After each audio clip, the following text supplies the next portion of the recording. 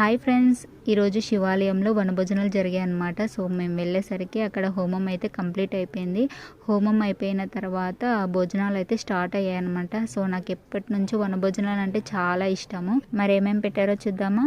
భక్ష్యము, బెల్లమన్నం, బెల్ల పాయసం, బజ్జీ, ఆలు కుర్మా, పులావ్, పచ్చడి, అలాగే దాంతోపాటు ఇంకా సాంబార్ అన్నం ఫ్రాన్స్, ఇంకా అందులో గట్టి పెరుగు ఫ్రెండ్స్. మొత్తానికి ఫుడ్ అయితే ఎంచక్కా తినేసాను అనమాట. సో చాలా హ్యాపీగా అనిపించింది. అలాగే దాంతోపాటు మాకు ప్రసాదం అయితే ఇచ్చారనమాట. అలాగే పంచామృతం కూడా ఇచ్చారు. ఎంచక్కా అది కూడా తినేసి ఇంటికైతే వచ్చేసామన్నమాట. సో కవర్లో ఏముందా అని చూస్తే ఇందులో ఒక చిన్న బాక్స్లో కేసరి అయితే ఉందన్నమాట. అలాగే ఇంకొక బాక్స్ ఉంది.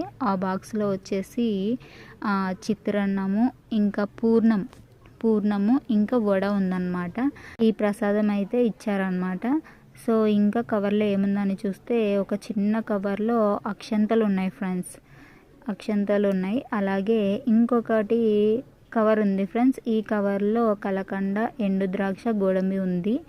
సో ఇంకా ఏమున్నాయంటే ఫ్రూట్స్ ఉన్నాయి ఫ్రెండ్స్. 2 అరటిపళ్ళు అయితే పెట్టారు. మొత్తానికి ఎంచక్కా మేము వనభోజనాలు చేసేసి ఇంటికైతే ప్రసాదం తీసుకొచ్చామన్నమాట. సో అది ఫ్రెండ్స్, వీడియో నచ్చితే లైక్